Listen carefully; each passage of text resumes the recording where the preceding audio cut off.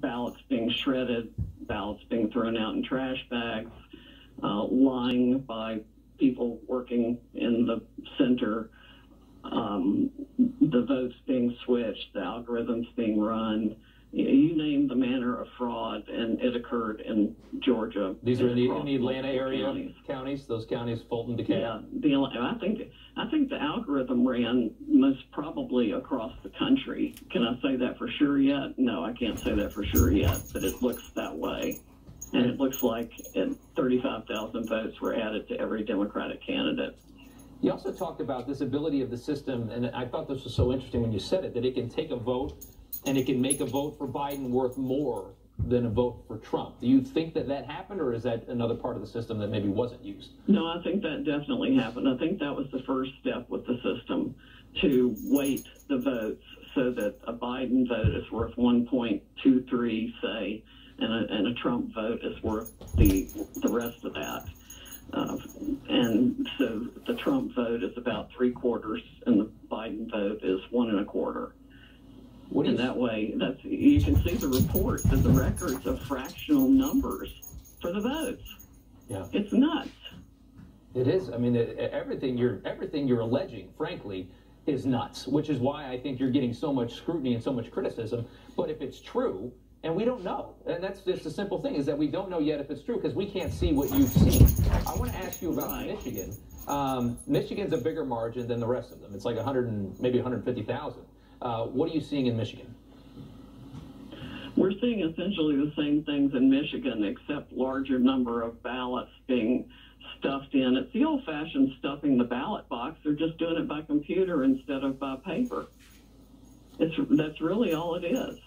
They're dragging and dropping files of votes from one person to another instead of just stuffing paper ballots in the ballot box. Can you specifically? And, corruption in elections has been going on forever. I remember LBJ saying, send some guys down to the cemetery because those people, if they were alive, would have voted for me. And they take the name and the birthday, and that's what they did.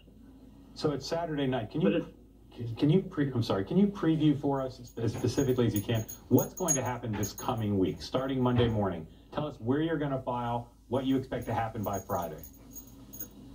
Well, personally, I don't expect to file anything by Monday. I'm hoping we can get it ready by Wednesday. If not, it should be ready by Friday. But it's a massive project to pull this fraud claim together with the evidence that I want to put in. So are you saying you're going to file? And remember, this isn't a summary judgment motion where we actually have to produce any evidence now. Your typical lawsuit, you just file a statement of what the charges are without any affidavits or anything. But are you saying you're going to file the way the media is going about this is absolutely ridiculous and unreasonable to expect us to put evidence in right now. Although we know election issues are on an expedited schedule. But I could wait a month to file the fraud case, and everybody would have to undo their certifications because it's so bad. But are you saying you're going to file the same case in multiple jurisdictions or in one jurisdiction? Each one's a little bit different depending on what happened in the state, the different manner and means, and the evidentiary aspects that support each one. We've got different affidavits from different witnesses in each of the states. So there are going to be some differences between them, but there are going to be claims that are identical. Some of the legal claims are going to be identical. For example, in a number of states, there were modifications to the machine after the statutory cutoff date that should invalidate every vote cast on the machine.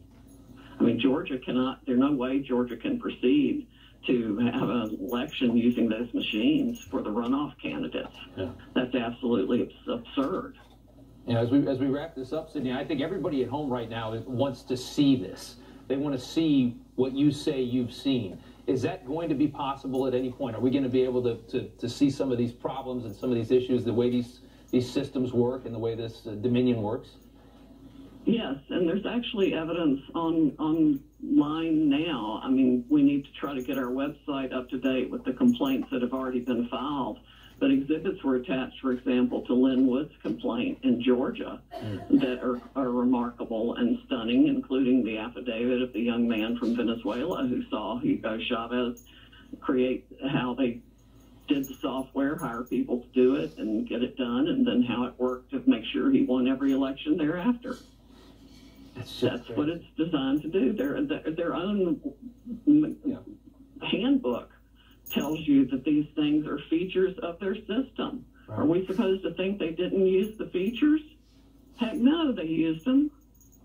And they used them against their own candidates. The Democrats used them against Bernie Sanders in 2016. And somebody even told him what had been done to him when Hillary Clinton won that primary, and he didn't. And instead of standing up for the American people and the right to vote, he sold out. You're saying Dominion, the Smartmatic Dominion system was used in 2016 when Hillary beat Bernie in the primary? Yes. Wow. I don't think we had heard that yet. That's an incredible development right there. And you say he knows that. Bernie Sanders knows that. Yes, the person who sent me the data told me that they informed Bernie Sanders of all their findings, and he didn't do anything except get enough money to buy another fabulous house. Wow. I'm telling you, it's been used for both parties. One of the big problems is that we don't know who was elected by buying their election through Dominion.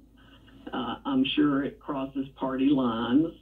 That's not an accusation against every politician. It's certainly not meant to be, but it means we don't know which ones got elected that way and how much they knew about how it was being used for or against them. Certainly not against them.